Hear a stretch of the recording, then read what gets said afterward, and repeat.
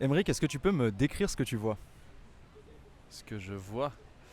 Alors moi, là, je vois la Seine avec un bateau qui passe. Je ne sais pas ce que c'est que ce bateau, un espèce de bateau de chantier avec une pelleteuse dessus. Je sais pas ce qu'il y a, quelque chose qui doit draguer les fonds de la Seine et récupérer tous les vélib qui sont balancés. Voilà. Non, je vois le Pont Neuf. Et puis tous les beaux bâtiments parisiens qui est autour. On peut voir, si je tourne la tête vers la droite, un petit bout de la Tour Eiffel Ouais. que là je ne vois pas, mais je sais qu'elle est par là. Donc Ouais, moi je vois un petit bout là. tu la vois, Je toi. vois pas. Ah, d'accord. Moi je la vois pas trop encore, mais Par en dessous, il faut regarder par en dessous le. ah ouais, par là-bas, ouais, ok. C'est ça. Ouais, elle est là-bas, mais je sais qu'elle est là-bas parce Elle que je est- sais qu'on la voit du Pont Neuf, donc du coup, normalement, nous d'ici, on la voit aussi. Euh, voilà, il y a un petit peu de monde, il fait beau aujourd'hui, donc il y a plein de gens qui mangent, qui lisent, qui écoutent des choses assis au bord de l'eau. Voilà, donc c'est une journée agréable. Qu'est-ce que t'entends? Est-ce que tu peux te concentrer sur ce que t'entends et me dire, juste me pointer des choses? J'entends. Alors là, il y a un bateau qui passe encore. Donc là, ce coup-ci, c'est les gros bateaux, vous savez, avec les gens qui mangent dedans. Donc j'entends pas les gens qui mangent, hein, mais je, j'entends le bateau qui passe. Mais il y a un mec qui joue du saxophone, je crois, sur le. Alors le pont là, c'est le pont des Arts, C'est le non? pont des. Ouais, c'est ça, le pont des Arts. Ouais. Là où il y avait les cadenas Là avant. où il y avait tous les cadenas. Il n'y a plus un seul cadenas. Je crois qu'il doit en rester quelques-uns, mais. Et il y a un mec, ouais, voilà, qui faisait du saxophone. Donc c'est très agréable. Qu'est-ce que j'entends autrement? J'entends des rires. Il y a quelqu'un qui a rigolé. Voilà, il y a quelqu'un qui passe devant nous avec des bières. Voilà, donc déjà Je les entends. T'as entendu les bières? je sens mon ventre qui dit ah tiens. Ok. Qu'est-ce que tu ressens? Comment tu te sens là? Bah, je me sens bien. Euh, c'est une journée plutôt agréable. Euh, et puis ouais, qu'est-ce que je ressens ouais, je sais pas. Euh,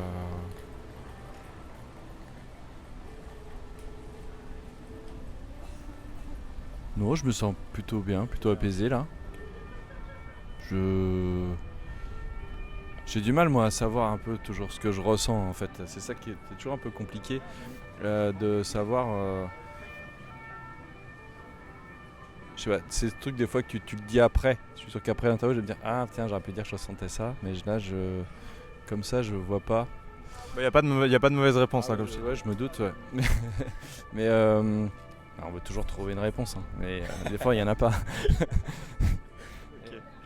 Je vais te faire un petit countdown. Euh, Qu'est-ce qui va se passer? Qu'est-ce qui va se passer? Alors, 5, 4, 3, 2, 1. À quoi tu penses? Ah ben, je pensais à qu'est-ce que c'est qu'un countdown. Est-ce que tu vas me demander? J'étais vraiment en train de penser à qu'est-ce qui va se passer Concentré sur le. après que tu vas. Qu'est-ce que tu vas me dire? Ok. Euh, ouais, ouais, je te cache pas que je suis un peu. Ça me stresse un peu, je suis pas trop habitué à ce genre de Ok. trucs d'interview, de tout ça, et voilà. Et T'en as déjà fait des interviews? ouais, j'en ai déjà fait, mais ouais, c'est différent parce que c'était pour parler d'un projet ou j'en ai pas fait beaucoup déjà, hein. Si j'en ai fait deux, trois, c'est le maximum, mais puis c'était pour parler d'un projet en général, donc c'était pas pour parler de moi ou de ce que je ressens là sur l'instant, Ouais, toi. Donc du coup, ouais, mais non, bah voilà, je sais pas trop quoi te dire de plus, mais à quoi je pense. Ouais, est-ce que Est-ce que je vais te poser exactement. Qu'est-ce que je vais te poser comme question? Alors, j'aimerais que tu fermes les yeux et j'aimerais que tu partes quelque part. Où tu veux. Ça peut être dans une ville, ça peut être dans un autre pays. Et j'aimerais que tu imagines la température, ce qui t'entoure, ce que t'entends. Si t'es seul, si t'es avec des gens, si t'es couché, si t'es en train de marcher. Voilà. T'as quelque part?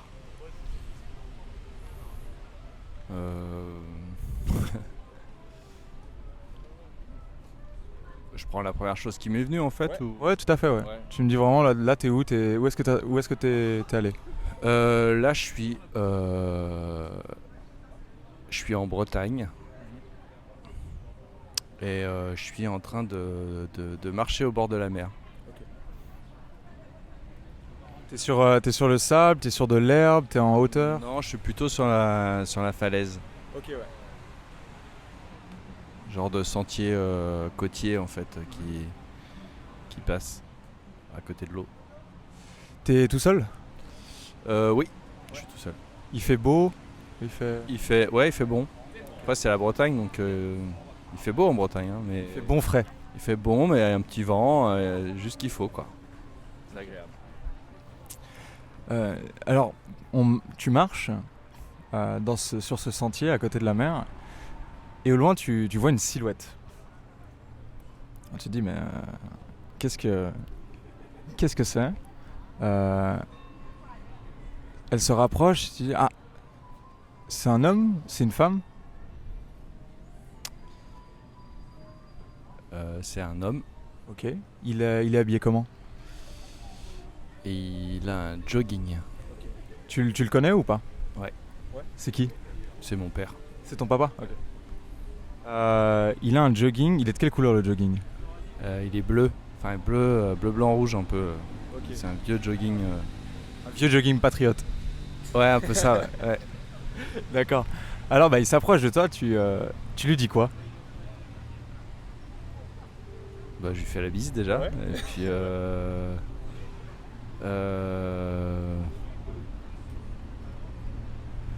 je sais pas, on se dit pas grand chose avec mon père, on marche quoi. Il s'ajoute à ta marche, c'est ça? Ouais, voilà. Ok, super. Génial.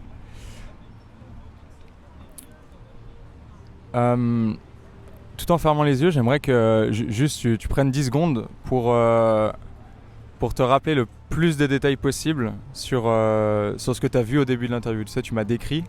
J'aimerais juste que tu prennes 10 secondes et que tu te concentres sur tout ce dont tu peux te rappeler. Le plus de détails possible pour toi.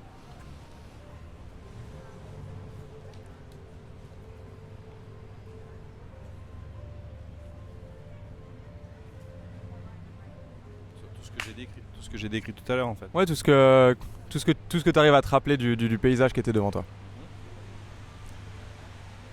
C'est quoi le pire défaut, Aymeric? Le pire défaut? Le pire défaut que quelqu'un puisse avoir. Le pire défaut?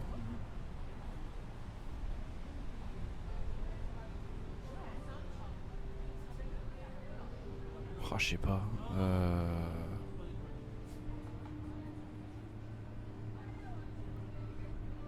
C'est dur ça. Le pire... Ou un gros défaut que tu voudrais vraiment pas avoir. Un gros défaut que je voudrais pas avoir. Ouais, c'est bateau, mais malhonnête. La malhonnêteté. Ouais. Ok. Si je te parle de sable, t'es où? Tu repars en Bretagne? Ouais. Directement? Ouais. Direct, ouais. T'as un endroit en particulier en tête si je te parle de sable? Une certaine plage, un endroit? La plage où j'allais avec mes parents quand j'étais petit, qui s'appelait La Source. La plage de la Source? Ouais, il y avait la mine d'or et la source à côté. Okay. Ça s'appelait La Source parce qu'il y avait une petite source qui passait et puis on faisait des barrages. Sur la petite source? Ouais, on empêchait l'eau de passer. Trop bien. Et c'est... Il y a juste la mer, il y a des rochers, il y a quoi? Il y a une falaise et il y a des rochers, mais les rochers ils ont été surtout mis pour essayer de... Parce que comme l'eau progresse en fait et la falaise elle rétrécit, d'ailleurs le parking où on se garait à l'époque où on allait avec mes parents, on peut plus y aller parce que il a été rongé par la falaise en fait, par l'eau. Et en fait, les rochers qui sont là, ils sont plus là pour consolider la falaise que pour ils ont été amenés là, quoi.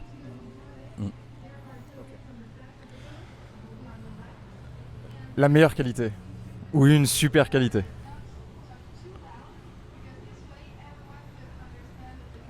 Euh... Euh...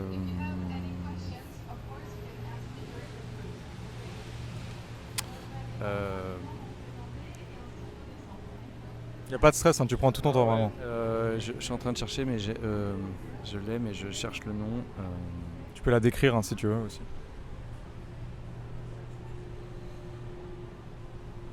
C'est parce que j'ai un pote qui est comme ça. Et en fait,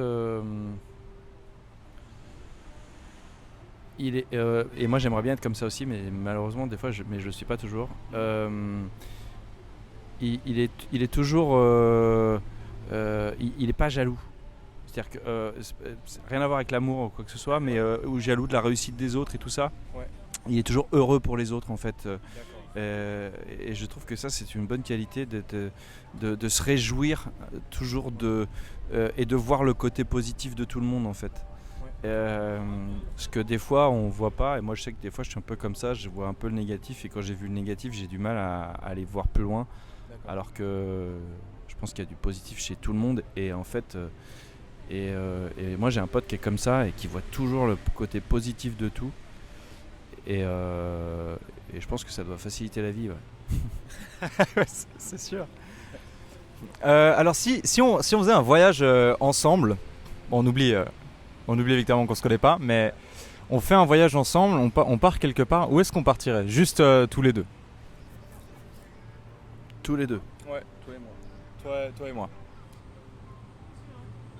N'importe où dans le monde, vraiment pour faire n'importe quoi. N'importe où dans le monde. Mais du coup c'est peut-être un endroit où moi j'aimerais aller en fait. Ouais, exactement, ouais. Ah ouais, moi j'aimerais bien aller moi j'aime en fait il y a plein d'endroits où j'aimerais aller. Mais j'aimerais bien tout ce qui est Suède, Norvège, les pays nordiques comme ça et tout. On irait marcher dans la neige. Ouais, la neige, voilà, les fjords et tout ça là, Okay, les ouais. trucs, même l'Islande aussi, c'est un truc qui me. Ok. Ouais. Ok, alors on pourrait. Ou boire du whisky en Écosse autrement aussi. Ça. c'est bien ça aussi. Alors je vais prendre. On va prendre l'Islande. On se barre avec une Jeep et du whisky. Il y aura du whisky Okay, à l'arrière de la caisse. Et je te dis, écoute, j'aimerais bien que tu prennes un livre avec nous. Qu'est-ce que tu prendrais? Un livre. Ouais.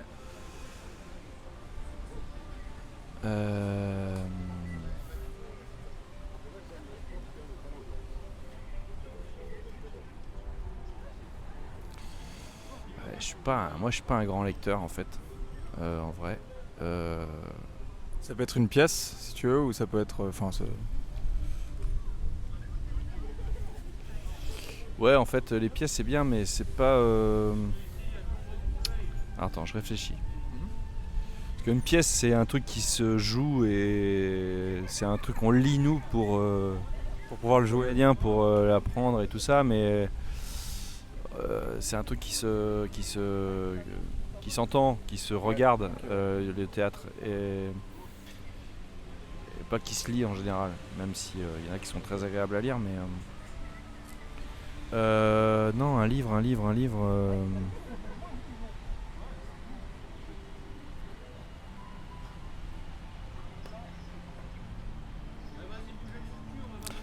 En fait, le dernier truc que j'ai lu et qui m'a passionné en fait à lire, c'est pas un livre, c'est une enquête. C'est sur le magazine Society. Okay. Et c'était en deux parties sur l'affaire Xavier Dupont de Ligonnès. Ah d'accord. et j'ai trouvé ça cool à lire. Enfin, okay, voilà, c'est un truc qui me vient comme ça. Ouais. Autrement, ou alors une BD. Une BD, ouais. Bah, super. Bah, c'est un livre hein, pour. Ouais. Moi, je suis assez fan de Fab Caro, et okay. Y a plein de BD, Zai par exemple, okay. Ou Formica, enfin il y a pas mal de BD qu'il a qui sont plutôt cool. Donc ouais, on peut amener des BD aussi. Ouais. D'accord. Un film? Un film, je crois que c'est Forrest Gump. Forrest Gump. Ouais, c'est pas le seul que j'aime beaucoup, mais Forrest Gump, je pense que ça reste un. Je peux en citer un autre aussi si tu veux, hein, c'est juste...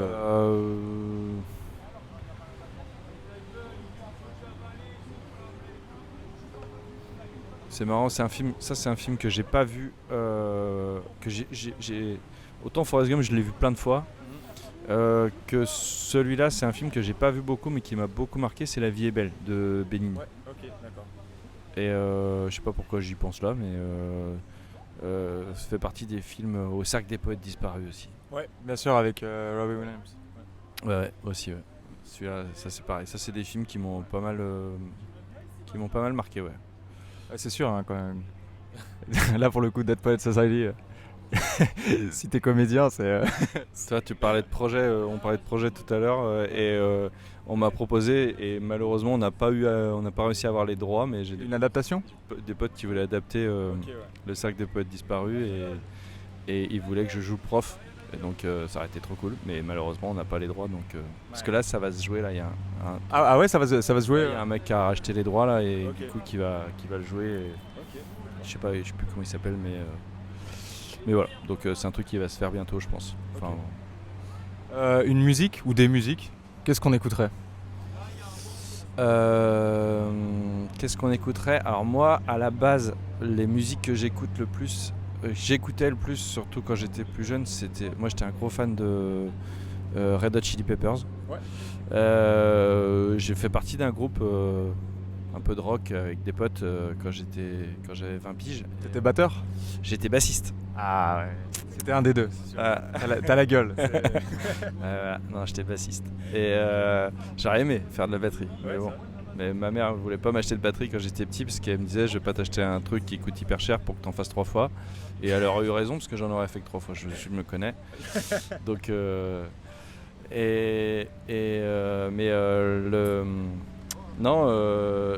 Red Hot, et depuis pas très longtemps je me suis mis un peu au rap aussi. Et j'aime beaucoup Orelsan. J'aime beaucoup ce qu'il fait. Des rappeurs à texte. Ouais. Mais même avant, le chant, les musiques que j'écoutais beaucoup, j'étais assez branché sur les textes. Moi j'aime bien la vieille chanson française aussi, des trucs comme Brel, j'adore, Brassens. Voilà, j'aime bien quand il y a des textes et que c'est assez intelligent aussi. J'aime pas quand c'est gratuit en fait et que c'est juste du son et juste une ambiance. J'aime bien quand il y a un truc derrière en général. Quand il y a un fond. Ouais, voilà. Après les Red Hot, je ne connais pas les paroles parce que c'est qu'en anglais et je suis pas du tout bilingue, donc je sais pas ce qu'ils racontent là-dedans, mais eux c'est plutôt le style musical qui m'intéresse. Ils racontent plein de trucs vrais, les Red Hot. Ah ouais? Ouais, bien sûr. Il y a des chansons comme Under the Bridge par exemple. C'est quand même, ils racontent des histoires, hein, les Red Hot, pour de vrai. Donc, ouais, je me suis jamais ça trop colle. intéressé, il faudrait que je m'y mette un jour, de savoir ce qu'ils racontent vraiment dans leurs textes. Ouais, mais en fait, je pense honnêtement que la plupart des groupes qui ont été comme ça un peu planétaires, ils racontaient des trucs en fait. C'est que justement, c'était pas que de la musique. Bah, de toute façon c'est ça, hein, c'est ce que le public veut, c'est qu'on lui raconte des histoires, donc c'est pas que du son, qu'un rythme, il y a autre chose quoi. Ouais. Pour que ça passe à travers le temps, il n'y a pas le choix, je pense. Est-ce que tu peux me dire un mot? Un mot?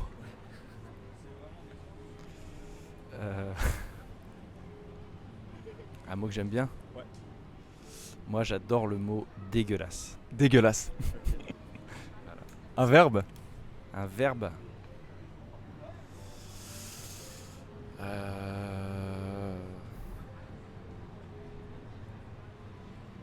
Jouer. Je l'avais, celle-là, depuis qu'on marchait, je me suis dit, ça va être la réponse. J'ai mis du temps à trouver, mais en fait. Ouais, non, c'est bien. C'est bien. Un instrument, du coup, bon voilà. Là, la basse, le piano, j'aime bien. Le piano, j'aime bien. Je suis en train de me mettre au piano là. Ok. Ouais. Alors, je commence, hein, donc j'ai appris à faire l'hymne à la joie. Ouais, je commence là. J'essaye de m'y mettre un peu tout seul, donc c'est un peu galère, mais je vais peut-être prendre des cours après. Quand j'aurai un peu de maîtrise déjà, je prendrai des cours, je pense. Ouais. Mais ouais, j'ai envie, il n'est jamais trop tard pour s'y mettre. Ça, c'est sûr. Ouais. Le piano, c'est génial. Le piano, tu peux tout créer avec. C'est ça qui est assez dingue aussi. Oui. C'est pour ça. T'as pas besoin d'être très très fort pour créer quelque chose. Au piano, en fait. Ouais. C'est Ouais, que- ouais. Bon, de toute façon, moi là, je sais que je vais pas faire une carrière maintenant dans le piano, donc c'est pas le. Mais au moins, puis ça aide, même au théâtre, des choses, te dire tiens, ne serait-ce que de faire une petite mélodie à un moment, ça peut toujours servir. Et voilà. Moi, j'aime bien la musique depuis toujours, mais le problème que j'ai en musique, c'est que je suis pas assidu et je suis pas un gros bosseur, et donc voilà. C'est pour ça que j'ai pas trop perduré, même à la basse. Hein. J'en ai fait longtemps, mais j'ai jamais pris de cours, et du coup j'ai plein de défauts.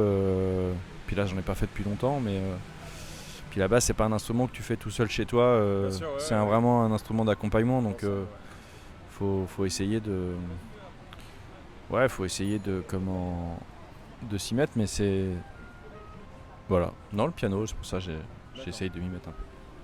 Et j'aurais adoré trompette ou saxophone, Ouais. et tout ça, machin. Saxo, ouais. Ouais, saxo, c'est. Mais là, c'est un autre délire. Un métier. Un métier. Ouais. Oh.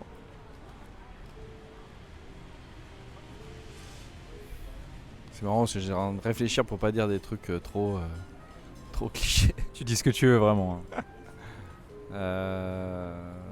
Bah, je vais dire prof en fait. Ouais, professeur, n'importe lequel. N'importe lequel, ouais. Moi, je suis prof d'art dramatique, mais avant, j'étais prof d'auto-école. Enfin voilà, enseigner quoi. Enseigner, Ouais. ouais. Ok. Transmettre. Un animal.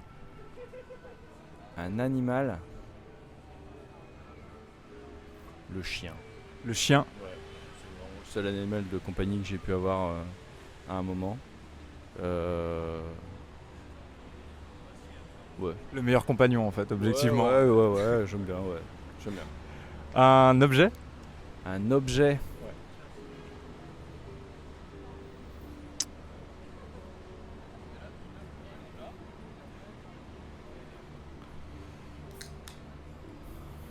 Ah, je sais pas. Je te vois te torturer pour avoir le bon mot. Je sais pas. Ouais, je vais dire mon vélo en ce moment. Ouais, pourquoi pas, le vélo, mec. En ce moment, mon vélo, je me suis mis au vélo il y a pas longtemps, et du coup, c'est ce que j'ai le plus avec moi en ce moment. Trop bien. C'est quand la dernière fois que t'as souri? Bon, bah, il doit y avoir 2 minutes là, ou 2 secondes même, je pense. C'est une fausse question. Ah non, mais je souris beaucoup, moi. Ouais. Quelqu'un qui t'inspire, Quelqu'un qui m'inspire. que tu connais ou que tu connais pas, juste quelqu'un où tu te dis, ouais, quand même, cette personne-là.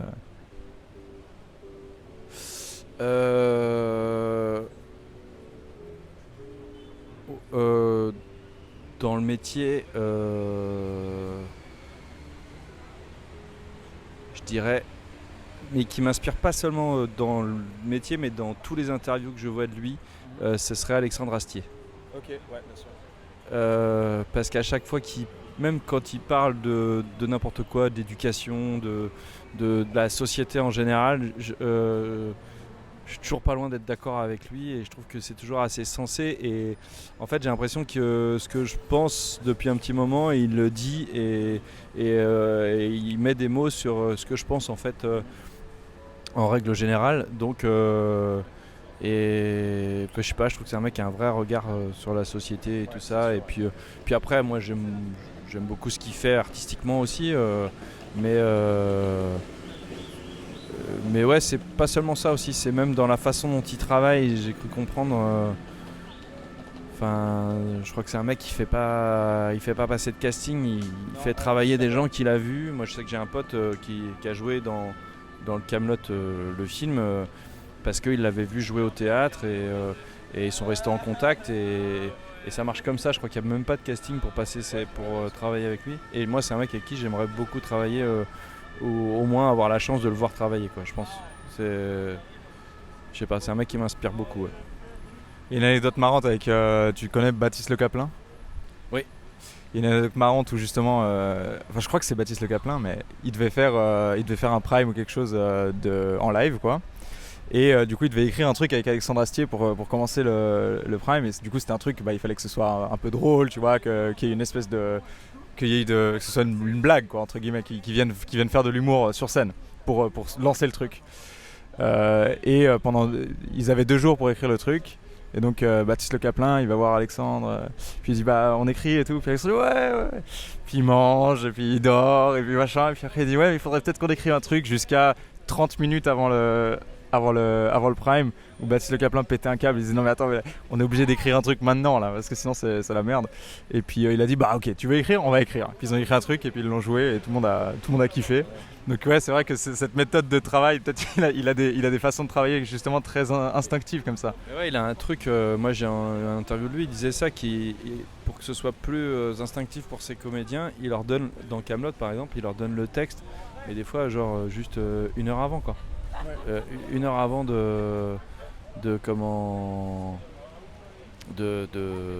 jouer, ils ont le texte, donc ils ont à peine le temps de se le mettre en tête, et tac, ils y vont. Bah, après, c'est un truc que tu peux faire dans le cadre du théâtre ou du cinéma ou du truc, mais pas au théâtre quoi. Au théâtre, tu as besoin de l'avoir un peu le truc avant, mais j'aime bien parce que du coup, en plus, je pense que dans le texte sort des fois des choses un peu naturelles de l'acteur qui sont pas forcément le texte exact des fois, et des fois c'est mieux, des fois c'est moins bien, et du coup je pense que du coup il se sert aussi de ça pour écrire. Et puis je sais, dans Kaamelott par exemple, il y a un truc, ce que tout le monde lui disait, ouais c'est hyper décalé, le fait qu'il parle comme ça, il parle comme aujourd'hui, alors que ça se passe. Mais il dit mais qu'est-ce que vous en savez de comment ils parlaient les gens à ce moment-là? Parce que nous, ce qui nous reste, c'est les écrits. Ouais. Mais les écrits, forcément, aujourd'hui, c'est pareil, on parle pas comme on écrit forcément. Ouais. Et donc, c'est ça. Et je me souviens que mon prof de première année que j'avais à Florent, Marc, voisin, il nous disait ça aussi des fois quand il disait mais ouais, mais il parle pas comme ça. Il nous répondait qu'est-ce que t'en sais? Et c'est vrai quoi. Je trouve ça très juste parce que nous on n'était pas là, donc on sait pas comment il parlait. Et c'est le genre de truc où en fait c'est là où quand je dis qu'il m'inspire, c'est que il casse un peu les lieux communs, les choses que nous on a en tête. On se fait des images en fait un peu de comment c'était avant, de comment c'était. On essaye de parce qu'on le voit par rapport à ce qui était écrit ou par rapport à tout ça. Mais oui, en 1700, je sais pas combien, il parlait pas comme Molière quoi. Je veux dire, il parlait pas comme Molière écrit. Oui, ça c'est sûr. Il y a certainement des choses qui devaient ressortir, mais on parlait pas comme ça dans la rue. Ils parlaient pas en alexandrin les gens. Donc ouais, il y avait le vocabulaire quoi, mais effectivement, il parlait pas. Voilà, il y a du vocabulaire qui devait rester, mais et comment. Et voilà quoi. C'est pour ça que c'est là où ce mec-là m'inspire pas mal pour plein de choses comme ça en fait, sur plein de sujets. Je comprends. Alors, t'es pas obligé de répondre et je vais pas te demander pourquoi, mais c'est quand la dernière fois que t'as pleuré?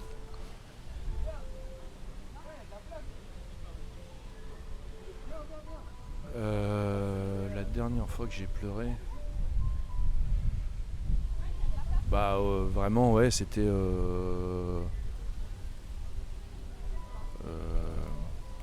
c'était au décès de mon père.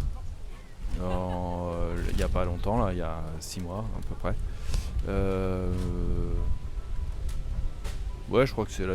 Après j'ai dû chouiner un peu des fois devant des films ou dans des trucs comme ça. Ça c'est possible. Mais pleurer vraiment, ouais. Oui, c'est le décès de mon père. Il y a 6 mois, ouais. T'as un souvenir que tu veux partager avec ton père ou plutôt c'est une question que je pose, comme tu veux. Non, pas spécialement. On a déjà la marche en Bretagne. Ouais. J'ai marché avec lui en Bretagne, c'est ça. Ouais, super. Si tu pouvais prendre la place d'un personnage de fiction, donc ça peut être dans une BD, dans du théâtre, dans un film, n'importe où, ce serait qui? Personnage de fiction.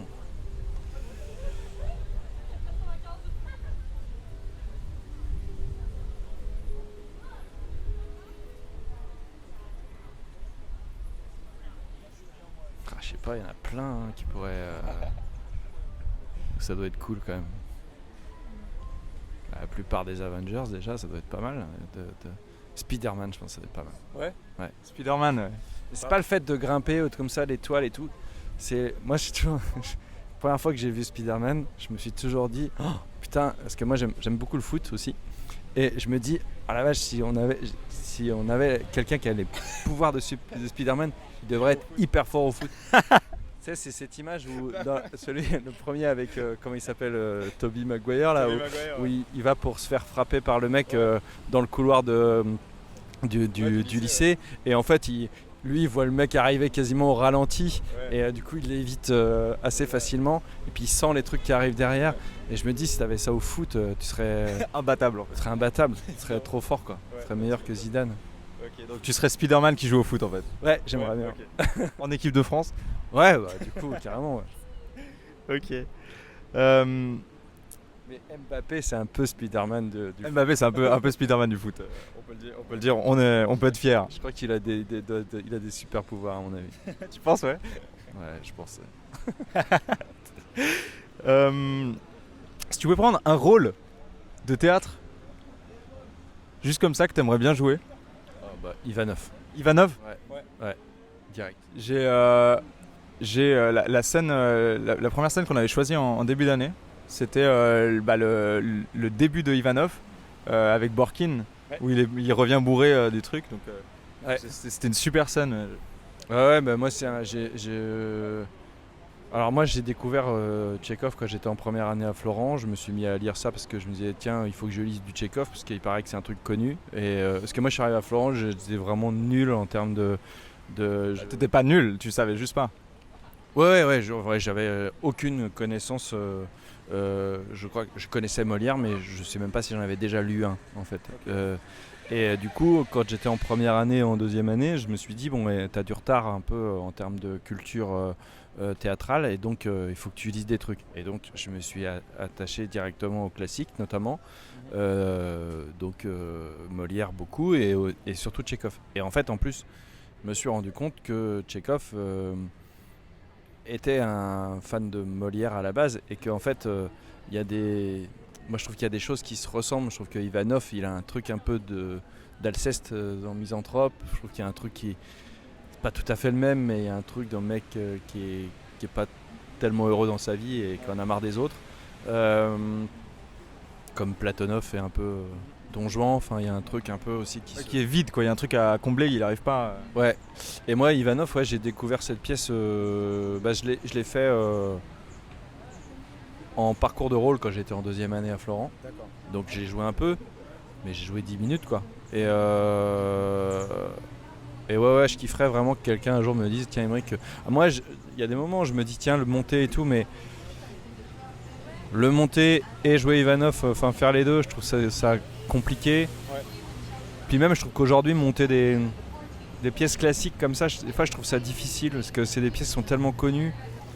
Alors Ivanov c'est pas joué non plus de ouf, mais un peu, mais monter des pièces qui sont connues, je trouve que soit faut avoir vraiment des moyens et que la critique peut être dure quoi, c'est ça. Ouais, c'est ça. Aujourd'hui tu montes le Misanthrope, tu montres voilà, ça fait partie des pièces qui sont quasiment injouables. Le rôle d'Alceste, tout le monde va dire ah ouais mais non, tout le monde va trouver dire ah non c'est pas comme ça que chacun a sa vision de Alceste, et jamais on trouvera la personne qui le fait comme on veut quoi. C'est toujours très compliqué, je trouve ça. Mais après je sais pas si moi c'est moi qui me dis ça en ce moment, mais Ivanov ça fait partie des trucs. Et il y a une pièce aussi là de Molière que j'ai déjà joué. En fait c'est une pièce qui m'a suivi un peu tout le long dès que j'ai commencé un peu le théâtre, quand j'étais en stage à Florent, où le premier Avignon que j'ai fait c'est Georges Dandin de Molière, et qui est une pièce qui fait pas partie des plus connues, mais je trouve que c'est une de ses plus belles et des plus abouties. Et en fait, cette pièce, elle m'a suivi partout parce que je l'ai jouée plusieurs fois, mais à chaque fois avec des rôles différents. C'est-à-dire que j'ai fait mon stage, j'avais le rôle de Lubin, qui était un qui est un valet en fait dedans. Donc ça, c'était la scène que j'ai fait quand je suis rentré à Florent. Le premier Avignon que j'ai fait, je jouais Monsieur de Sautanville, qui était le beau-père de Dandin. Donc là, on jouait la pièce en entier. Et en fait, à la sortie de Florent, quand je suis sorti de Florent, il y a quelqu'un qui m'a proposé de monter cette pièce et qui voulait que je fasse Dandin, le personnage principal.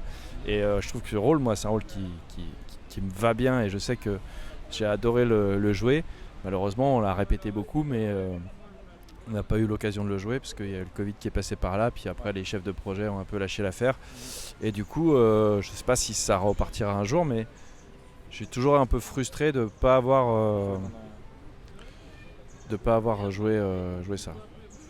Et mais en vrai, ouais, Ivanov reste un peu le truc. C'est souvent le truc qui me vient en premier. Après, il y a plein de beaux textes aussi que j'aime beaucoup. Mais c'est pareil, c'est surjoué. Cyrano, évidemment, c'est magnifique, mais c'est pareil, c'est surjoué. Enfin, c'est surjoué. C'est beaucoup joué, je veux dire. Mais en vrai, les vrais gros rôles et tout, on les trouve beaucoup dans le théâtre classique. C'est là que, c'est quand même vachement, il y a vachement de matière, quoi. Et tu le jouerais où, Ivanov, si tu pouvais le jouer où, n'importe où? Dans quel théâtre? Bah, la Comédie Française. Logique. Moi, j'aimerais bien jouer. Ouais. Et ça, c'est pareil. Ça, il n'y a pas de casting, c'est eux qui viennent te chercher. Mais bon, ouais, je sais pas quand est-ce qu'ils vont venir me chercher, mais. Bah, peut-être demain, on sait pas. On sait pas. Donc, peut-être Eric Ruff va passer là, tout à l'heure dans 2 minutes. Il va dire tiens. Il aura écouté l'interview d'Alexandre Astier, il va dire ce mec là-bas. Il a une bonne tête. C'est une bonne idée.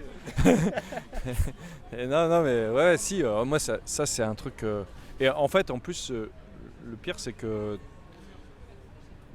ce serait vraiment un aboutissement pour moi de me dire tiens, j'ai la chance de jouer, même ne serait-ce que de jouer une pièce sans forcément faire partie des pensionnaires ou des sociétaires, encore moins, mais juste.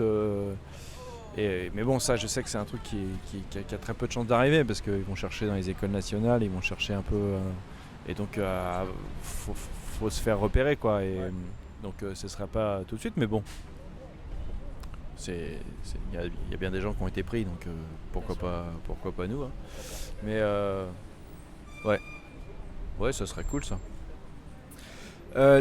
Si je me trompe pas, la pièce que vous avez fait, Peter Pan, elle avait été primée au Jacques, non? Oui. Quand ils ont fait c'est quoi, 2018 tu m'as dit, ou 2019? Du coup c'était les Jacques 2019 parce que c'était les automnales 2018. Et ouais, on avait eu le prix du meilleur spectacle. Et puis le prix du meilleur acteur pour Charles Matorez qui jouait le Capitaine Crochet, qui joue toujours le Capitaine Crochet d'ailleurs.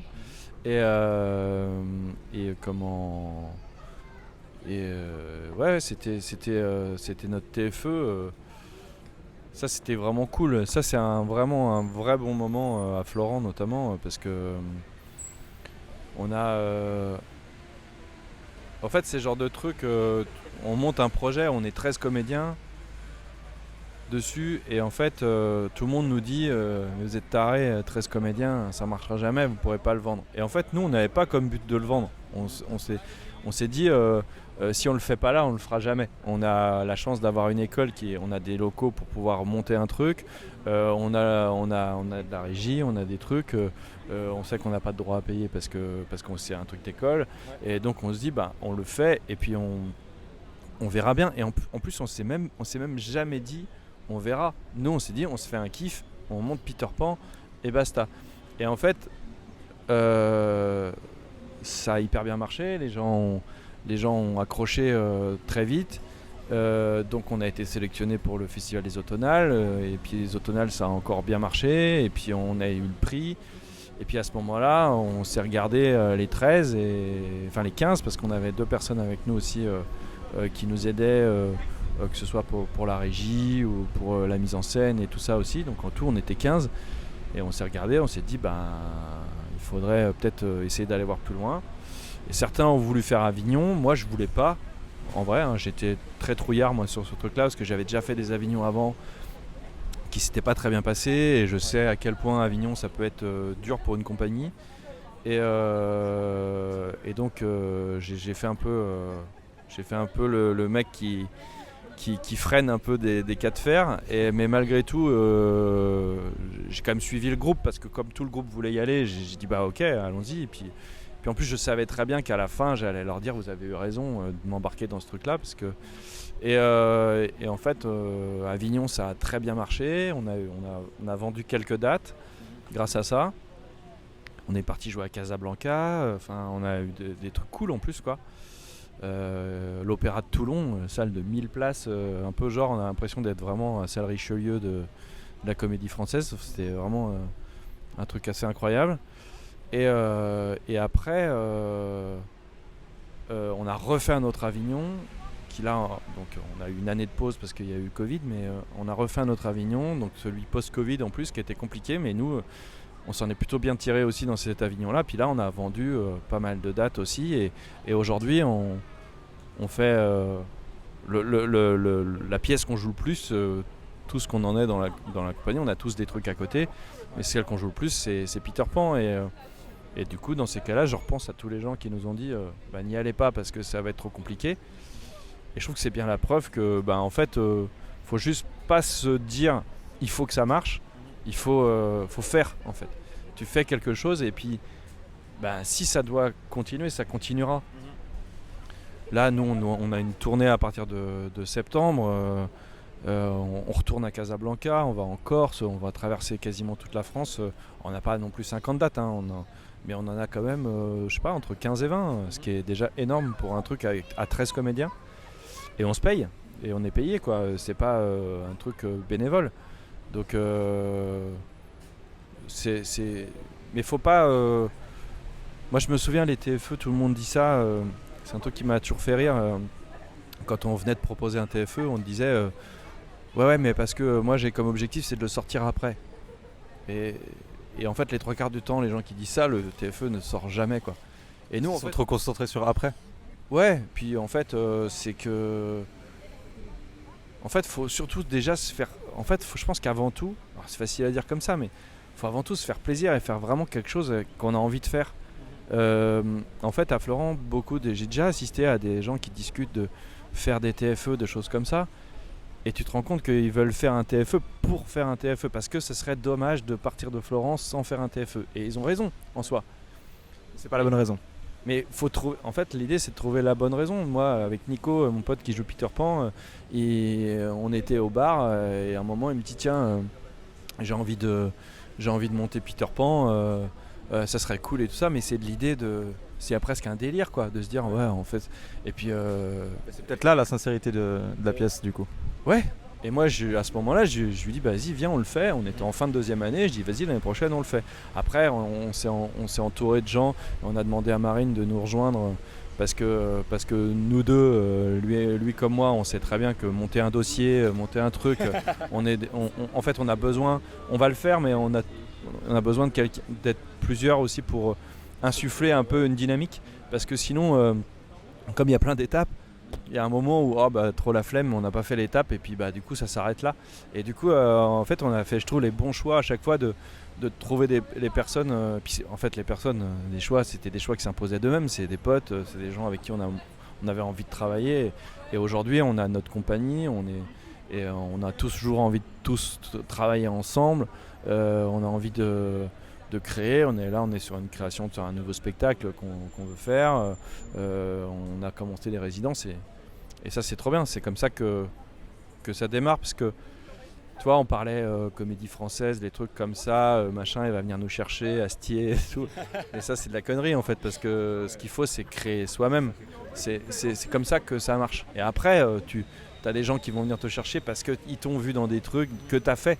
Mais à la base il faut créer toi. C'est Félicien Jutner qui était le dernier prof que j'ai eu à Florent, qui était metteur en scène de Passerelle, que j'ai fait juste en sortant de Florent, à la fin, qui nous disait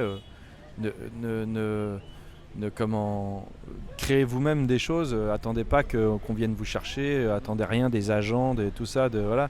C'est que c'est à nous de faire notre chemin, quoi. Et c'est comme ça que les choses avancent. Et c'est long, hein. Ça prend du temps, mais ça se fait, quoi. C'était quoi l'étape la plus compliquée pour toi du TFE ? L'étape que tu as le moins bien vécue ? Ouais, alors ce qui est compliqué, c'est quand tu es nombreux, c'est de trouver des créneaux de répétition avec tout le monde, toi. Et, et ça, c'était compliqué, mais en vrai, pour être très honnête, on l'a monté en 3 jours, ce spectacle. Parce que bon, on s'était vu avant, on avait répété des trucs et tout ça, mais vraiment, on l'a monté en termes de mise en scène sur les 3 derniers jours. Et en fait, j'ai dit à tout le monde, je dis ok, vous n'êtes pas dispo, vous n'êtes pas dispo. Je fais par contre, on joue jeudi. À partir du lundi, je veux que vous soyez là H24 avec moi et enfin avec nous et on y va quoi. Et là, on a créé le truc et ça a pas été sans peine hein, parce on s'est pris la tête, on n'était pas d'accord sur la fin, comment on terminait le truc. C'est-à-dire que nous, les 3 chefs de projet, on avait une version et en fait les autres nous ont dit mais non, ça ce serait mieux et ça a été prise de tête et en fait on a fini par céder parce que ils nous ont montré que leur version était la meilleure et ils ont eu complètement raison, toi. Et c'est là en fait qu'est né un peu aussi le collectif.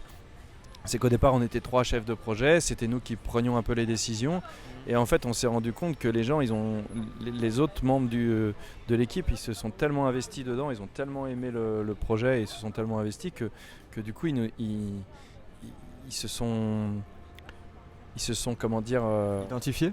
ouais, et puis ils se sont investis dedans, toi. Et donc c'est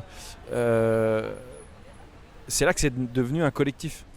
Et c'est-à-dire que du coup, nous, Nico, Marine et moi, on est devenus à ce moment-là des membres du collectif et on n'était plus des chefs de projet. Alors, aux yeux de Florent, fallait mettre un seul nom, donc on avait pris le parti de mettre le mien. Mais moi, j'avais insisté à l'Armis déjà que quand il mettait au départ, il voulait mettre Peter Pan. Émeric Aumont et moi j'avais dit non vous mettez collectif la cabale, c'était le collectif qu'on avait créé et j'avais un peu insisté là-dessus parce que pour moi c'était vraiment important que c'était un truc collectif et en fait ce spectacle est la preuve qu'on peut monter un spectacle à 15 sans chef. Et tout le monde dit c'est impossible, mais alors forcément il y a un moment où nous dans le collectif il y a des choses qui se sont un peu qui se sont définis. Après, il y a un moment où il y a des gens qui trouvent leur place et puis il y a des personnages qui sont plus leaders que d'autres. Mais c'est des places qui se sont trouvées toutes seules, par elles-mêmes. Ouais, naturellement. Et ça, je trouve que c'est... Et du coup, ça fait que moi, ça n'a pas été évident. Je sais que pour Nico et moi, ça n'a pas été évident. Au départ, notre parole, elle vaut pour un tiers parce qu'on est 3 chefs de projet et après, elle vaut un 15e. Parce qu'il y a tout le monde qui peut... Ben, forcément, il y a un truc où tu as des fois un peu le sentiment que le projet est en train de t'échapper et tout. Mais en fait, c'est le moment où ça y est, tu fais confiance en fait, tu as pleinement confiance en les gens que tu as choisis. Tu as choisi au départ. Et donc, et des gens qui prennent le lead et qui se... Et toi, aujourd'hui, je sais que Charles, qui joue le crochet chez nous, il a pas mal pris le lead dessus parce que moi je trouve que c'est un leader naturel en fait dedans et j'ai déjà eu cette discussion avec lui et moi je sais que je suis pas un leader, je suis pas le mec qu'on va mettre en avant forcément, mais je suis un bon travailleur de l'ombre quoi. Toi, je suis un bon adjoint. Je suis Monsieur Mouche quoi. En fait, dedans. Effectivement. C'est ton rôle en fait. Le leader, c'est le capitaine Crochet, c'est Charles, c'est ça. Mais c'est comme ça. En fait, mais c'est marrant parce qu'à quel point aussi il y a des moments où on se dit on peut se comporter un petit peu presque. C'est là où tu te dis que le casting a été plutôt bien choisi parce que à des moments on peut se comporter un peu comme les personnages pour lesquels on a été choisi. Et c'est très drôle. Et moi j'ai conscience. Mais en fait après c'est prendre conscience parce qu'on aimerait tous. Moi j'adorerais être un leader charismatique, tout ça, mais j'en suis pas un en fait. Mais j'adorerais, hein, vraiment, j'admire ces gens-là.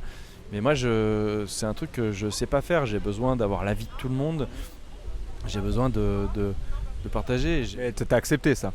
Mais il faut l'accepter, ouais. Mais après je l'ai accepté, maintenant que je l'ai accepté, je le vis très bien en fait. Je sais que c'est comme ça qu'on avance, on voit où on en est, qui on est. Ouais, c'est ça qui est... Mais ouais, le plus dur, c'est quand t'es 13, même encore maintenant, déjà, on a une tournée, faut qu'on se voit pour répéter un peu quand même. Surtout qu'on va peut-être avoir des petits changements de rôle pour certains, parce que tout le monde n'est pas dispo tout le temps. Et, là, faire un planning de répétition, c'est un enfer. Ah ouais, bah c'est sûr. Et surtout si tout le monde est en train d'essayer justement d'avoir son projet, qu'il y a les projets à côté. Exactement. Ouais. Bah, c'est quand t'as 15 personnes quoi. C'est ça. C'est à 15, donc tu multiplies les problèmes par 15. Mais c'est cool quand ça marche bien aussi, quoi. Comment t'as géré ou comment est-ce que tu gères si c'est toujours le cas? Je pense que c'est toujours le cas pour tout le monde, mais spécialement dans ce milieu, c'est comment tu gères que tu sais pas réellement où tu vas? Tu vois ce que je veux dire?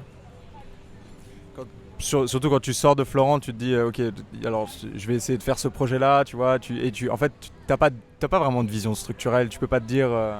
Comment tu gères ça? Ouais, alors moi, pour ça, Florent m'a pas mal aidé parce que comme j'ai été embauché comme prof aussitôt ma sortie de Florent, notamment pour les ados, grâce à Peter Pan d'ailleurs, parce que la responsable du département jeunesse, Anaïs Simon, elle a vu le spectacle et du coup, c'est comme ça qu'elle m'a proposé d'intégrer l'équipe pédagogique. Donc ça a été cool. Et donc là-dessus, ça m'a permis d'avoir moi une petite stabilité en fait aussi financière, le fait de travailler à Florent. Et bah ouais, après c'est la sortie de Florent, elle est violente. Hein. C'est un gouffre. Hein. C'était que t'es dans un petit microcosme où il y a pas mal de monde. Hein. On est très nombreux à Florent, mais c'est un petit truc. Puis là, on te balance dans l'océan et tu dois te démerder. Et ouais, c'est. En fait, ce qui est compliqué, c'est que moi, j'ai jamais eu pas de projet. Enfin, c'est-à-dire que j'avais rien, mais beaucoup de projets dans lesquels j'étais ne sont pas allés très loin en fait, et ou n'ont jamais joué ou des trucs et en fait au bout d'un moment, parce qu'au départ tu acceptes tout parce que tu as envie de jouer, parce que tu te dis bah si je n'accepte pas ça, est-ce qu'on va me proposer autre chose après? Donc tu acceptes tout, même si c'est pas payé, même si c'est mal payé ou voilà et tout. Mais et puis au bout d'un moment, en fait, à force de rentrer dans des projets comme ça, de voir que ça avance pas, de voir que tu perds ton temps, de voir que tu commences à être de plus en plus honnête avec toi-même et avec les autres en disant, et tu refuses des choses, tu t'apprends à prendre ton téléphone pour dire aux gens bon bah c'est bon, je quitte ton projet parce que ça ne me convient pas. Parce qu'on a toujours peur de se dire, parce qu'en plus on travaille souvent avec des potes ou avec des potes de potes ou avec des et donc on a toujours peur de mal faire. Il y a un truc blessant pour la personne. Ouais. Ouais, c'est comme une rupture quoi des fois. Ouais, hein. Ouais. Et donc c'est jamais un moment évident. Mais il y a un moment, je pense qu'il faut être honnête avec soi-même et puis il faut dire les choses. Et moi, j'ai appris justement après, à 40 ans, toi, on apprend tout le temps, à dire non, ça me convient pas et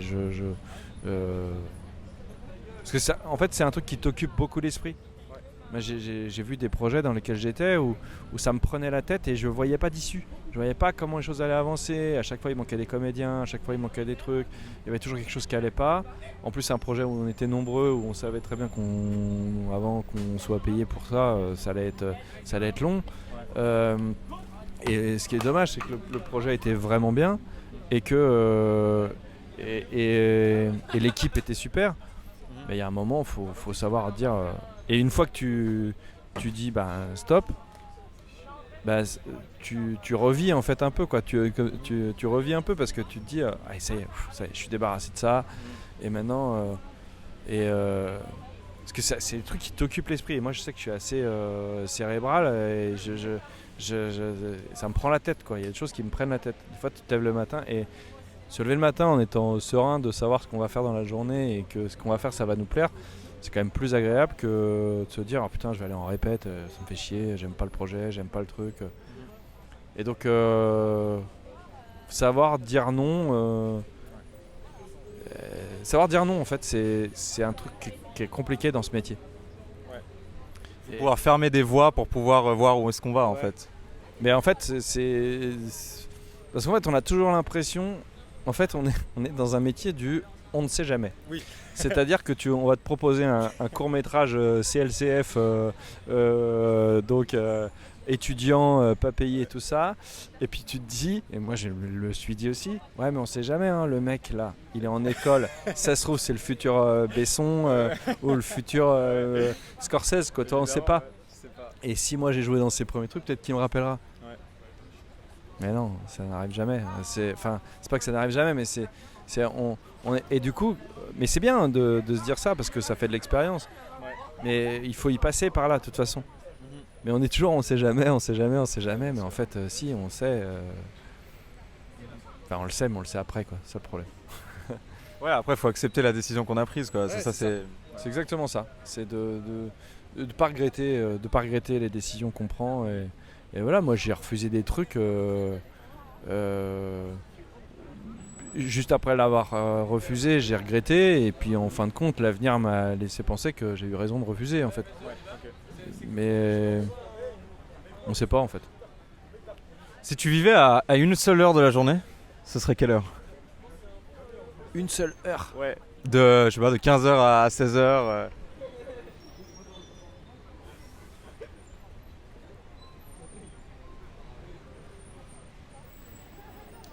Ouais, moi j'aime bien. Alors, tu vas croire que c'est parce que c'est l'heure de l'apéro, mais je vais vraiment passer pour un alcoolo dans ce truc. Je fais que parler. C'est mon côté breton qui ressort. Non, mais 18-19 heures. 18-19h, ouais. Ouais. J'aime bien parce que c'est. Parce que moi, tous les soirs, je me dis. En fait, je me couche en général assez tard. Et tous les soirs, je me dis. Enfin, tous les matins, quand je me lève, je dis ouais, ce soir, je me couche tôt parce que. En fait, j'aime bien profiter du matin aussi. Ouais. Et si je me couche trop tard, forcément, je profite moins du matin. Et 18-19 heures comme ça, j'aime bien parce que c'est les horaires où on est en début de soirée. Le moment juste avant. Et je sais que j'ai le temps parce que j'ai pas du tout envie d'aller me. Et je me dis, voilà, la soirée va être encore longue. Bien sûr, ouais. Parce que quand il commence à être minuit, toi, machin, tu te dis merde, il faut peut-être y aller se coucher. Le moment où t'es pas obligé d'être raisonnable. Ouais, voilà. Puis c'est le moment, en fait, en général, en plus, souvent, moi, quand je donne cours ou des choses comme ça, c'est souvent le moment où j'ai fini de bosser. Et j'ai souvent plein de choses à faire, mais c'est le moment où je me dis, oh, allez, là, c'est le moment où je peux me détendre. Ouais. Alors que je me détends tout le reste de la journée aussi, hein, mais j'ai tendance à repousser un peu les choses. Ouais. Mais c'est le moment où je culpabilise pas de rien faire. On va dire que c'est ça. Ouais. Voilà, à cette heure-là, ouais, c'est le moment où parce que le matin, si je fais rien le matin, je me dis, ah, fais chier, j'aurais dû bosser. Début d'après-midi, pareil. Et puis. Mais le soir, je me dis, ouais, donc ça, plutôt le soir. Ouais, 19h, ouais, c'est bien. Ok. Puis c'est l'heure de l'apéro en même temps. Bon, super. Et si... Une question par rapport à l'enseignement. Enfin, c'est l'enseignement par rapport à toi plutôt. C'est quoi le moment quand t'es en cours, que tu donnes un cours où tu te sens le mieux? C'est peut-être, je sais pas, ça peut être un moment où tu es en train de mettre en scène, ou alors c'est un moment où tu vois quelque chose, tu vois des élèves qui ont bossé et tu dis ah ouais, bah ils ont fait un super truc, ils viennent te le présenter. C'est un moment, je sais pas, c'est...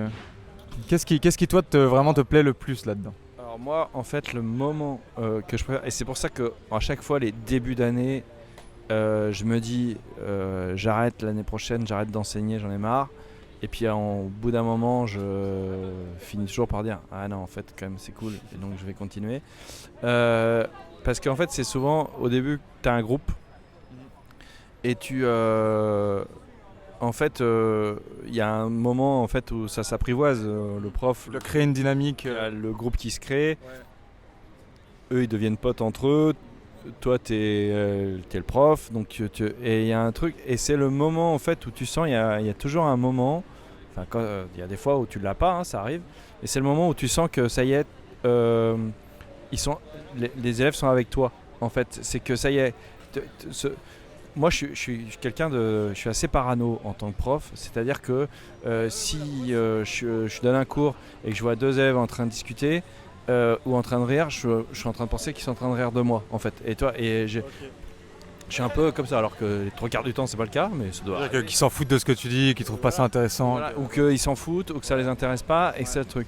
Et en fait, il y a toujours un moment où dans l'année, c'est le moment où tu sens que ça y est, le contact il est passé, et que ils sont à fond avec toi parce que ils voient où est-ce que toi tu veux les emmener, ils comprennent et que du coup ta parole est, ouais, tu arrives dans un moment de confiance en fait avec tes élèves. Et ça c'est vraiment ce moment-là, le moment où tu ressens Une synergie. ouais, ouais, c'est ça, c'est exactement ça. C'est vraiment le truc où tu te dis ça y est, on travaille ensemble en fait.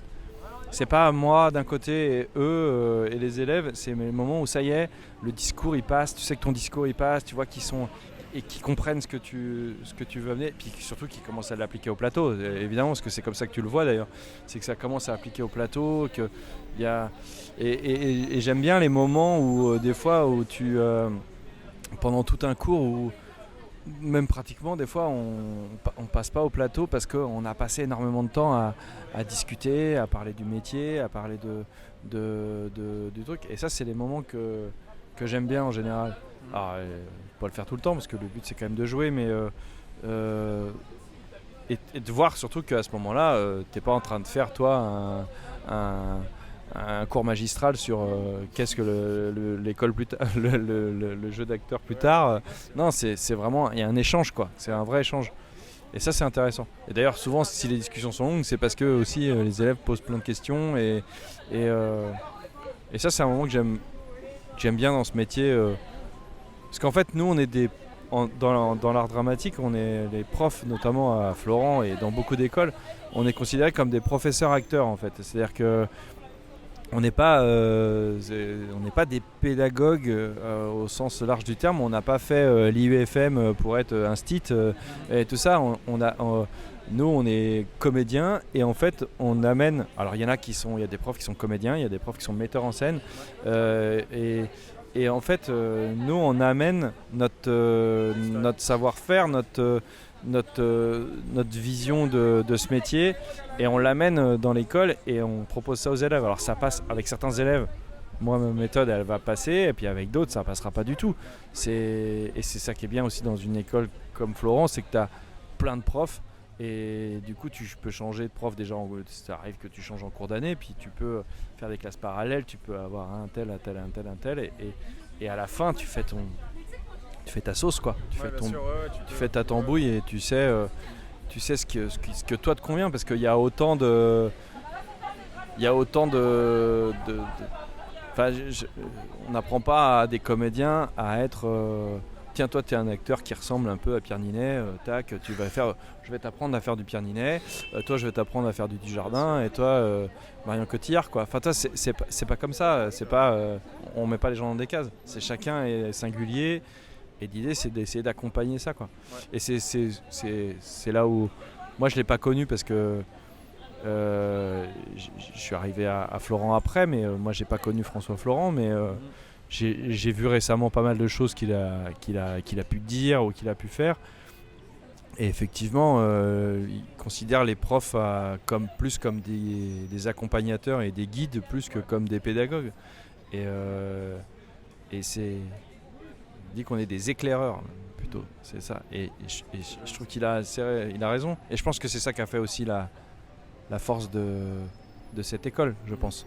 C'est ça qui a fait qu'il y a eu autant de monde, mais donc ouais c'est ça qui me plaît, ouais, c'est le moment où tu sens que ça bascule dans le bon sens en fait, et puis ça se vérifie au plateau quoi, forcément. Et l'équilibre, toi, tu le vis assez bien entre les projets que tu fais du coup dans ton métier et les horaires que tu dois faire au cours Florent. Est-ce que parfois du coup c'est compliqué? Tu vois, par exemple Hassan, il doit quand il joue, il joue, tu vois, donc c'est difficile pour lui de venir faire des cours.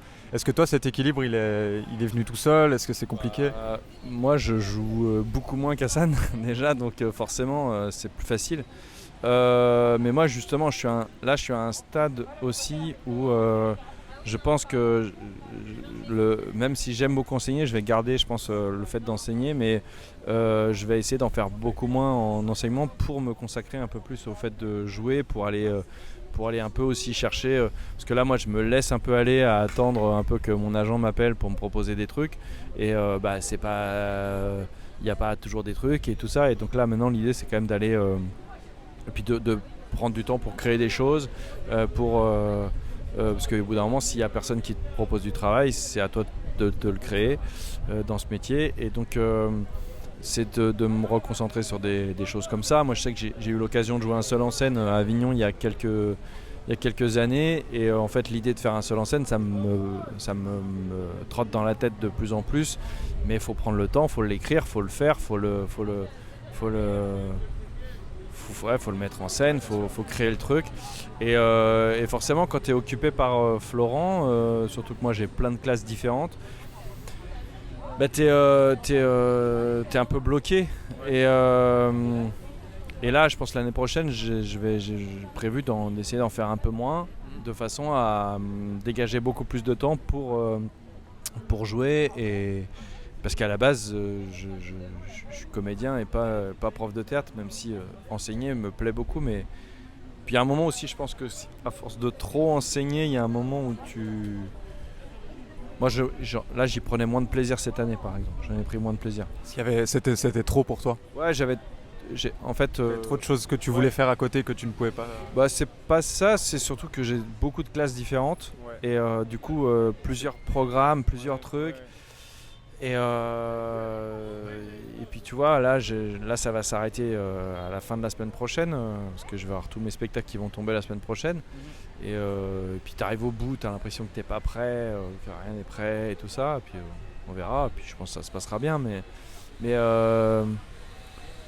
voilà, c'est un truc de se dire, voilà, je vais mettre ça un peu de côté. J'en ai parlé déjà avec la direction, et puis ils sont OK. Mettre ça un peu de côté, quitte à y revenir plus tard, mais et puis après d'essayer de jouer un peu. Je vais garder un pied quand même parce que j'aime beaucoup enseigner et moi j'ai beaucoup appris en enseignant aussi. C'est-à-dire que moi ça m'est arrivé dans des projets de faire de la direction d'acteurs, et en fait je pense que j'aurais jamais pu diriger comme ça les acteurs si j'avais pas été prof. Parce que quand t'es prof, t'as ton élève, et ton élève il attend que tu lui fasses un retour. Donc ça veut dire que tu es obligé de le regarder, tu es obligé de l'écouter, et tu es obligé de trouver quelque chose à dire. Ouais. Donc après des fois il n'y a rien à dire et c'est bien aussi, mais donc ça t'oblige en fait un peu à te concentrer, à regarder et tout ça. Parce que quand tu es élève, des fois tu regardes la scène parce que ça te plaît, puis des fois tu penses à autre chose pendant que tes camarades jouent. Mais quand tu es prof, pendant 3 heures tu dois être concentré sur ce qui se passe au plateau. Parce que tu dois rendre des comptes, c'est normal. Bien sûr. Tu vois. Et donc voilà, c'est pour ça que l'idée c'est voilà, c'est faisable, hein, les deux sont faisables, mais puis en plus moi il y a un truc, c'est que j'aime pas en fait si je prends un groupe, j'aime pas le lâcher trop souvent. Alors dans le cadre de, comme moi j'ai pas des classes de première année, t'as 9 heures par semaine. S'il y a une semaine t'es pas là, c'est pas gênant en fait. C'est parce que ton prof tu le vois quand même 3 fois par semaine, et il y a quand même un truc.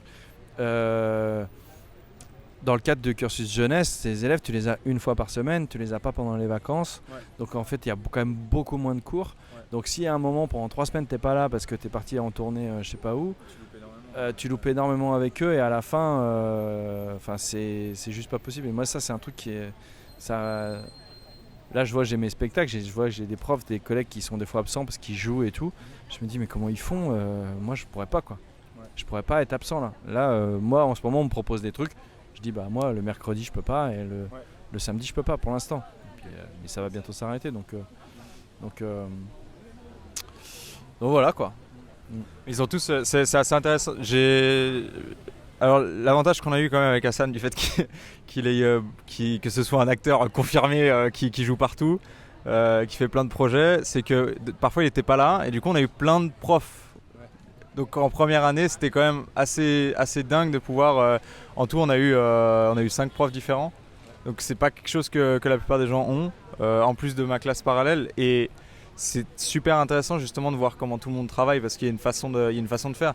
Toi, c'était ce que j'avais remarqué, c'est que vraiment, je voyais cet engagement quand on était à Matisse, tu sais, tout en haut. Et puis il y avait deux élèves qui étaient en train de proposer une scène pour la première fois. Et on voyait vraiment, genre, toi tu te poses à un moment, on te pose la question, tu te poses, tu réfléchis et tu proposes trois façons de faire. Tu dis bah alors essaye comme ça, etc. Et du coup ça te donne beaucoup de liberté à la personne qui essaie de modifier son travail. Et je trouve que c'était très juste justement cette façon de faire. Et donc c'est de là dont tu parles, où tu dis que tu peux essayer plein de choses et que du coup tu prends de l'expérience aussi de direction d'acteur. C'est de là de... Bah ouais, c'est ça, c'est exactement ça. C'est qu'au bout d'un moment, puis à force de faire, à force d'enseigner, t'as des trucs des fois il y a des trucs qui marchent aussi, tu vois. Au bout d'un moment, tu sais ce que tu peux proposer, ce que tu peux pas proposer, enfin en fonction où en sont les élèves. Après, moi, c'est particulier aussi parce que moi, j'ai fait énormément de remplacements de première année normalement, notamment cette année et puis l'année dernière aussi. Et du coup, moi, c'est un truc où moi, j'arrive là et je viens, je donne mon avis, mais j'ai pas ce stress de l'échéance qu'a le prof parce que Hassan, comme tous les profs, quand ils présentent des élèves à l'échéance et tout ça, il faut que ce soit, faut que le visiteur pédagogique qui vient à ce moment-là, il se dise, ah, ok, d'accord, ouais, et là ils ont bien bossé, du coup ça valorise le prof. Et si au contraire c'est pas bien, le prof on se dit on peut remettre en cause un peu son enseignement et sa façon de faire. Donc c'est un truc qui peut être comment dire compliqué à appréhender. Là moi je suis hyper stressé parce que je sais que la semaine prochaine je vais présenter mes échéances et il y a un jury qui va venir me voir et qui va venir me dire voilà tac tac tac et du coup t'as toujours peur de te dire ouais, putain, est-ce que j'ai bien fait mon travail, surtout que j'ai une classe d'ado 3 dans laquelle je dois faire un spectacle, donc c'est la première fois que j'ai à faire ça, parce que c'est la première fois que j'ai les ados 3. Avant j'avais les ados 1 et ça j'ai fait plusieurs échéances, donc au bout d'un moment quand t'as fait plusieurs échéances tu sais ce qui va passer, ce qui va pas passer, ce qui va être bien, pas bien, tout ça machin. Mais et ça ce truc là, moi quand je suis en tant que prof, quand je fais des remplacements, j'ai pas ce stress là, j'ai juste mon objectif c'est d'essayer d'amener autre chose. Mais en fait j'ai pas besoin de chercher à être différent de Hassan parce que je suis forcément différent de lui parce bien sûr, ouais. Et ouais d'apporter et puis après moi si les élèves et c'est marrant parce que des fois quand t'es prof remplaçant comme ça, en fait des fois t'as le beau rôle parce que toi t'arrives et tu dis exactement la même chose que dit Hassan par exemple, mais tu le dis d'une manière différente. Et du coup il y a un truc où ça percute à ce moment-là, parce que le fait de l'entendre une deuxième fois différemment, ça fait qu'on comprend mieux ce qu'a dit la première personne. Et du coup ça permet et du coup des fois ça se débloque avec les gens qui sont remplaçants et on débloque des choses et tout. Et du coup ils se disent oh putain comment je comprenais pas trop ce qu'il me disait, puis là j'ai tout compris et tout ça. Mais en fait t'as tout compris parce que je passe après le premier. Ouais. Et du coup moi je bénéficie de ce que t'as appris avec l'autre. Tu rajoutes une couche quoi. Ouais, je rajoute une couche. Moi j'ai eu le cas en auto-école, quand j'avais mon auto-école, il y avait une élève qui venait, qui avait fait je sais pas 40 heures de conduite dans une autre auto-école, elle avait passé 3 fois son permis, elle avait loupé 3 fois, et voilà, et puis elle a vu que ça se passait pas bien, elle a changé, elle est venue chez moi, elle a fait 6 heures de conduite, elle a passé son permis, elle l'a eu. Donc elle est sortie de là en disant avec Émeric j'ai eu mon permis, j'ai fait que 6 heures. Bah oui, mais moi j'ai fait 6 heures plus les 40 qu'elle avait fait avant. Et plus les 3 fois où elle avait passé son permis, où c'est aussi de l'expérience. Moi j'ai juste amené quelque chose j'ai juste dit la même chose que l'autre disait, mais peut-être différemment. Elle était peut-être un peu plus détendue parce que ça avait changé, et puis du coup voilà. Mais sauf que derrière, elle te fait une pub de malade parce que c'est grâce à toi. Alors qu'en fait non, c'est pas grâce à toi, c'est moi j'ai fait juste une continuité du truc. Ouais, c'est les circonstances plus que... C'est ça qui est marrant, je trouve. Des fois, quand t'es remplaçant, c'est ça qui est marrant. Les gens, ils pensent que toi, t'es un magicien qui débloque tout d'un coup, alors qu'en fait, non, tu t'arrives juste après les autres et t'es... Eux, ils ont fait tout le travail de fond et toi, t'arrives juste, tu mets juste le dernier coup de baguette et puis hop, c'est bon, ça marche. C'est facile quand c'est comme ça. C'est sûr. C'est une belle position que t'as prise. C'est vrai. Même si c'est quand même un peu chiant d'être remplaçant tout le temps parce que T'as pas la dynamique du coup. Ouais, et puis comme m'a dit une fois un pote, il m'a dit en fait t'es le prof de tout le monde mais t'es le prof de personne quoi. Donc t'es le mec qui vient de temps en temps comme ça et tout, alors c'est agréable. Après avec vous je sais que ça a été cool parce qu'on s'est vu pas mal de fois parce que j'ai remplacé Hassan 2-3 fois cette année et donc on s'est vu pas mal. Donc au bout d'un moment le groupe tu commences à le connaître et puis c'est agréable quoi. Mais ouais autrement ouais puis ça en termes de moi, j'ai pas vraiment de méthode d'enseignement. Faut que je vois des trucs et le fait de voir, ça nous donne des idées et c'est comme ça qu'on trouve des trucs quoi. Ça se voit que tu internalises justement quand tu vois quelque chose, ça se voit que tu le prends en compte et qu'ensuite tu réfléchis par rapport à comment est-ce que toi tu le ferais. Ouais, c'est ça. Puis des fois, là c'était pour le coup l'exemple que tu dois donner, c'est des scènes que je connaissais pas. Mais des fois quand c'est des scènes que tu connais, que tu as déjà vues, que tu as déjà fait travailler ou que tu as déjà vu quelqu'un travailler quand tu étais élève et tout ça, bah, des fois tu as tendance aussi à essayer de le faire, à ramener aussi des choses que toi tu as vues avec cette scène. Parce qu'il y a des scènes, c'est des classiques qu'on a vu 50 fois et du coup avec 50 façons de le travailler différentes. Donc ouais, il y a ça aussi. Et puis... Puis moi, comme je dis, je suis pas un metteur en scène, je suis un acteur et donc je vais plus facilement aller au plateau aussi, essayer de montrer, enfin des fois de montrer, des fois pas tout le temps, ça dépend de comment je sens les choses. Mais j'ai été pas mal inspiré par Marc Voisin que j'ai eu comme prof en première année et qui était lui c'était une pile sur le plateau et c'était génial à voir et voilà quoi. Donc t'inquiète. Alors, est-ce que tu peux me poser une question, Émeric? Voilà. J'ai perdu ma voix, toi.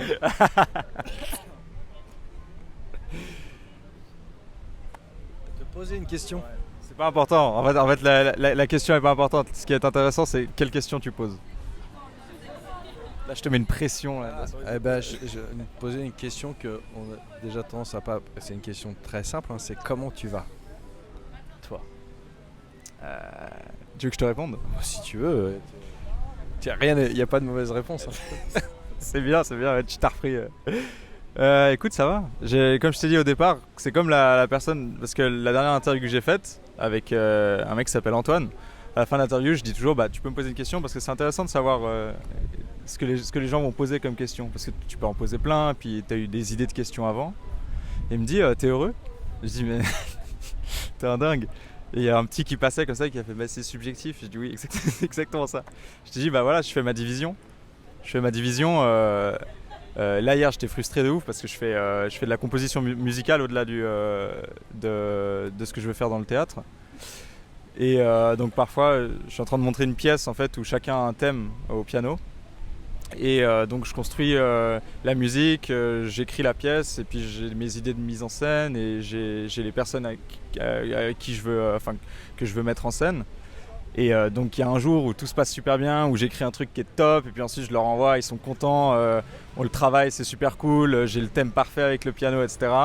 Puis ensuite je me réveille le lendemain et je me fous au piano et je me dis putain j'ai pas d'idée, j'y arrive pas, je travaille 3 heures, ça marche pas, j'essaie d'écrire un truc, c'est pourrave et tout succède et après on me dit ah ouais en fait je peux pas venir à la répète, je suis ok super journée tu vois. Mais si on fait la division du truc, je suis quand même en train de faire un truc que j'aime bien tu vois. Donc moi je vais bien je pense. T'aimes bien la réponse? Bah voilà, c'est très bien. C'est être là où on se sent bien et c'est ça qui fait que... Ouais, je pense que avec ça. Tu m'as parlé de ce moment où tu étais là-bas sur le Pont Neuf où tu t'es dit ah ouais quand même c'est pas mal. Moi je l'ai eu ce truc. Ah ouais, tu veux que je le dise? Oui, le Pont Neuf, c'est parce que, voilà, comme je disais, en sortant de Florent, j'ai joué dans une pièce qui se jouait au théâtre de Nesle à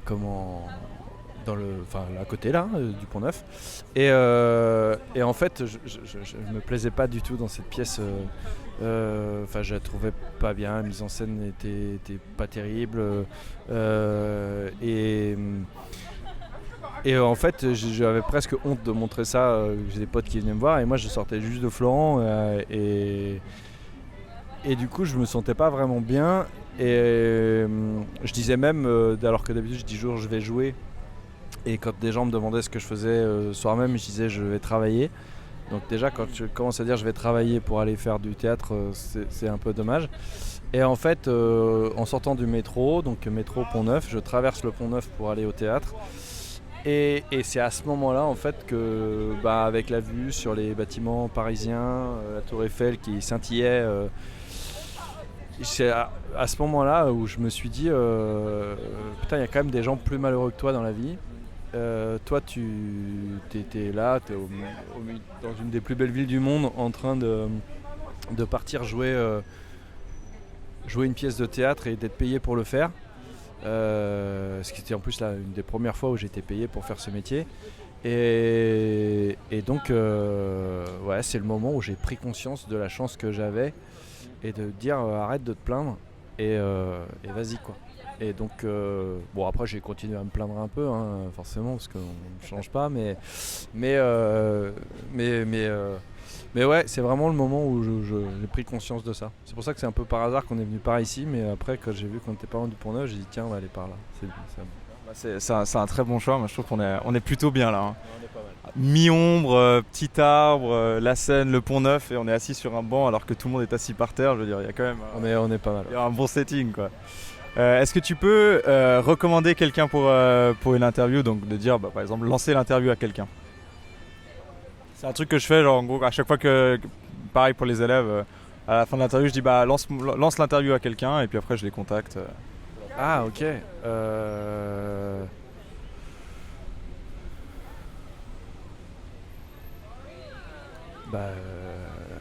Alexandre Astier. Là, avec quelqu'un du cours Florent. Quelqu'un que je peux vraiment contacter. Tu peux le contacter. Ouais, c'est possible. Mais du coup, un autre prof ou une prof du cours Florent. Excuse-moi, j'ai pas été précis.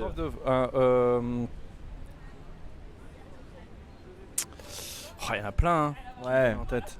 Bah là, t'es un peu l'instigateur, tu vois, parce que le vrai instigateur, c'était Olivier Augron. Parce que une des premières interviews que j'ai faites en test, qui a duré je sais plus 10 minutes, quelque chose comme ça, je l'ai attrapé à la sortie d'une classe où il nous remplaçait. Je dis ouais Olivier, tu veux pas 2 secondes? Et du coup on a fait 10 minutes d'interview. Mais là tu es l'instigateur, c'est-à-dire tu es la première personne, le premier prof de ce projet. Putain. Donc voilà, tu le lances à qui tu veux, mais... Jamais le premier, comme diraient les supporters marseillais.